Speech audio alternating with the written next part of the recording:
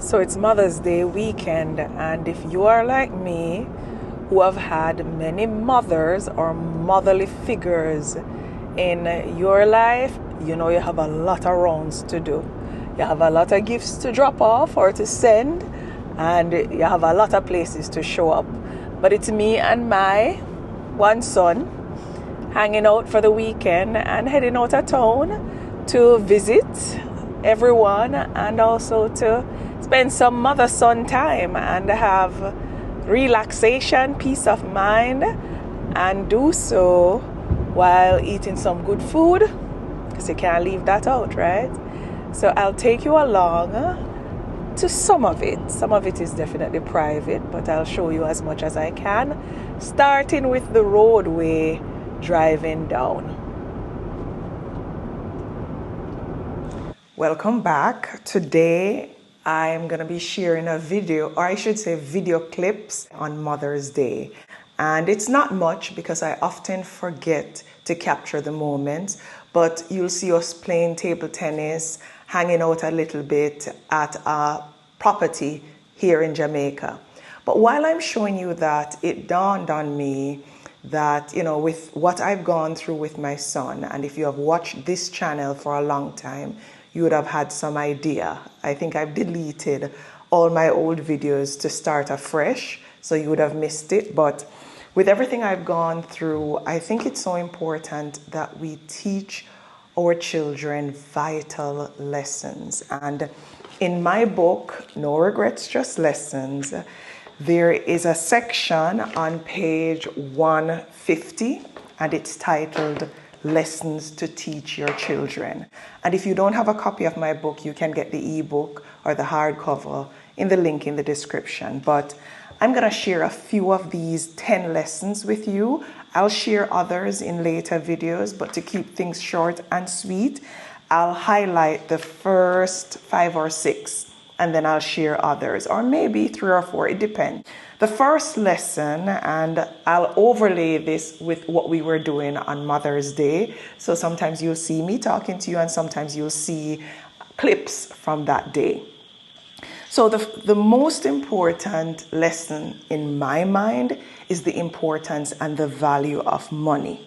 You need to educate your child, and you need to start early, believe it or not, on how money and taxes work. And I'm looking at my book for reference, obviously, and how to optimize them ethically. We're not teaching them to cheat their taxes, because there are ways to pay a lot less tax than most of us do, and we can do so legally. They need to know about these things so they can keep as much money in their pockets as is possible. One of the ways you can do this is to give them household chores, or something that they can do and then reward their performance with some kind of a reward system. You can also encourage them to manage goals independently. As an example, you can say to them, if you have 50% of the cost of the watch that you would like to have, I'll put the other 50%. So it will force them, 1, to understand that nothing comes easily. 2, they're going to have to make a sacrifice to get it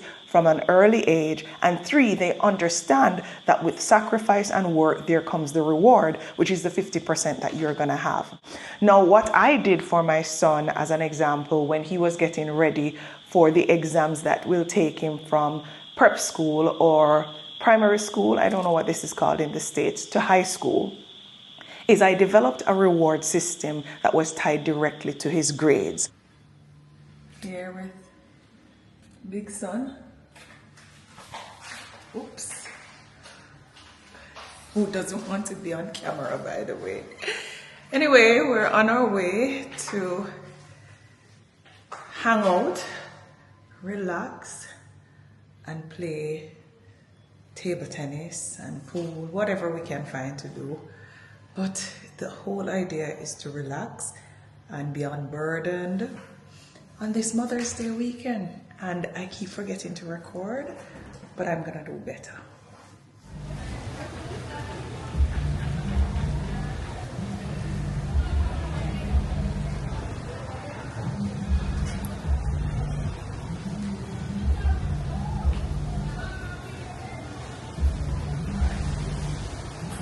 grades. So as an example, for every A that he got in a test, I gave him $5. He got $3 for a B, and this is US dollars. Yes, I've been making good money for a long time, so I could afford to do that. But do what you can afford. For every C, he got $1. And if he got a D, he got $0, and he would not be allowed to watch TV or to play his electronic games for a period of time. So there were rewards, but there were penalties for underperformance. And what I'll tell you is that my son is like me. He never studied in school. He's the kind of person that would sit, listen, and remembers 90% of what he hears. I think he got that from me. So I was worried because my mother was worried about me not studying as well, but then I excelled. So I was worried and wondered if he was able to do it. But with this reward system, believe it or not, he got a 90% grade when his teachers had told me earlier that year that because he's so young, because he was just turning 10 years old, you have until 12 years old to do this exam. Because he was so young and he was just getting to the 10-year-old, which is the base age to do the exam, they wanted to delay it a year because they didn't think he was ready. Well, they surprised him because he got 90% of the goal. Now, I'm not one of those parents who believe that my child must get straight A's. I don't see a lot of straight A students becoming successful in life. I'll be honest with you. The ones who do the best, you often hear the quotation or the saying that the straight A students work for the C students. It's true, because the ones who usually are A+ all the way, they usually either stick to a profession, they will excel in it, or they will, be so focused on learning, memorizing, that they can't apply what they're learning to the practical world that we live in. So they don't excel as much as those who actually have a balance between grades, extracurricular, interaction, building relationships, networking, and so on. I've often believed in the Pareto principle, which was developed by Joseph Juran, and I speak about it in my book. And it states that 80% of the effects should come from 20% of the causes. In other words, 20% of the action is responsible for 80% of the outcome. So in business, as an example, 20% of the customers are typically who generates 80% of the profit in any company. And the way I interpret that for my child is that 20% of their success is based on their skill and 80% is based on strategy. So if I insist on A+, and never pay attention to the strategy, the practicality of what it is that they're learning, they won't achieve success because that's 80%. But anyway, that's my perspective. You don't have to apply this.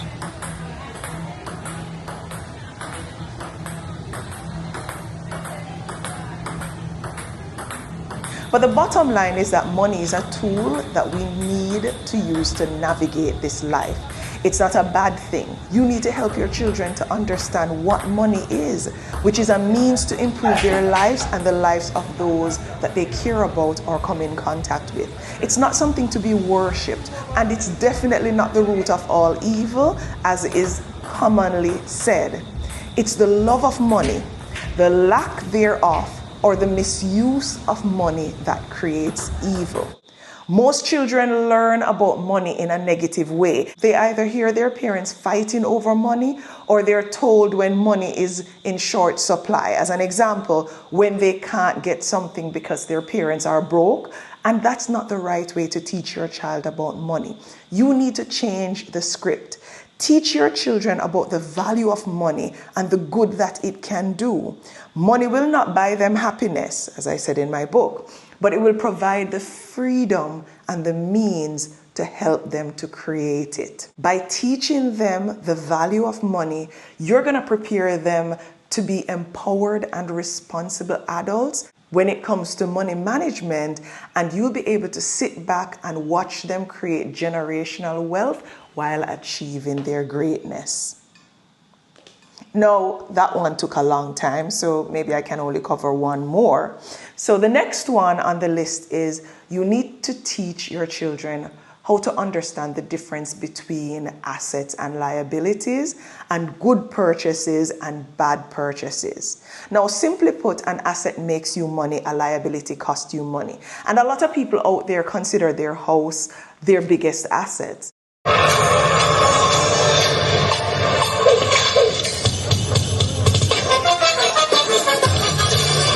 It ain't too hard with the jam. It ain't too hard with the jam. It ain't too hard with the jam. It ain't too hard with the jam. It ain't too hard with the jam. But most often that's not true, because a lot of us, we purchase this home to live in. If you purchase the house to rent it out, then you can consider it an asset because it's making you money. But if you're living in it and it's costing you money for upkeep, then it's likely a liability. However, when you purchase a house and it appreciates in value over time and you're able to sell it and make a profit, then again, it's considered an asset because it made you money. So it all depends on what you're doing with the house that you own. A good purchase appreciates and earns you money in the short or long term. A bad purchase depreciates and depletes your net worth, like most vehicles do.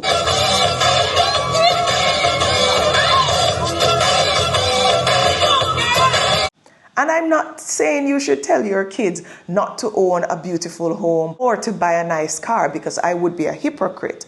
What I'm saying, however, is to teach your children to allow their assets or to use their assets to procure their liabilities or to pay for their liabilities. So as an example, when I decided to buy my first, I'm not even going to call it luxury vehicle, I'm going to say premium vehicle, which is a Range Rover, I didn't want to use the hard-earned money I was making to procure it because I felt like I was going to betray all my aggressive saving and investing and accumulation of money with a hope to achieve generational wealth.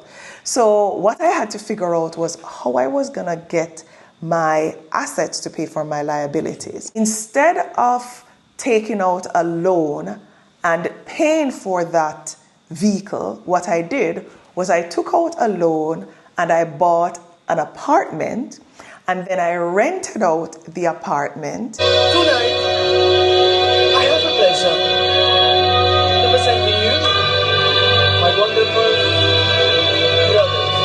And what I was able to rent the apartment for using short-term rental like Airbnb, back then it was booking.com and all those other platforms because Airbnb was not yet as popular.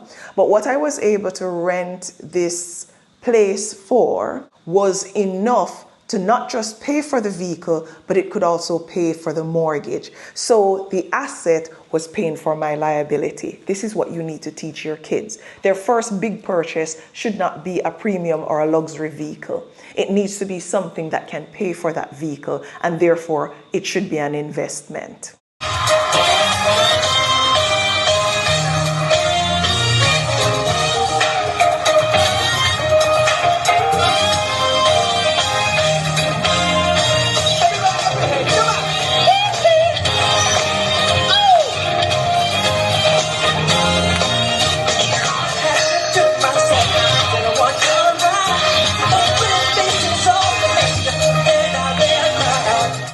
Now there are 7 more, but to keep this video nice and sweet and short, I'm gonna stop today and I'll share others in the future. At the moonlight, yes, I got almost stops hard. That's free. Gotta take the song before you make it. And you start to freeze. And so it looks you right between the eyes. Cause this is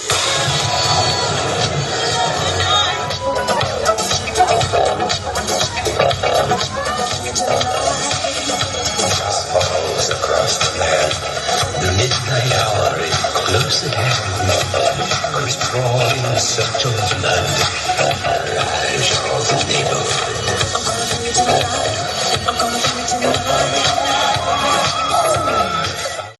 Rockstars, I hope you enjoyed watching this. And again, let me know if you have questions. I've gotten a few questions, so I'm now compiling them and I'll be answering them in the next few videos. But do not hesitate to let me know if you have questions in the comments, because that's what this channel is about, answering your questions. So because I had the Mother's Day footage, I wanted to answer the question of lessons to teach your kids, and I'm going to share more in the future. Walk good.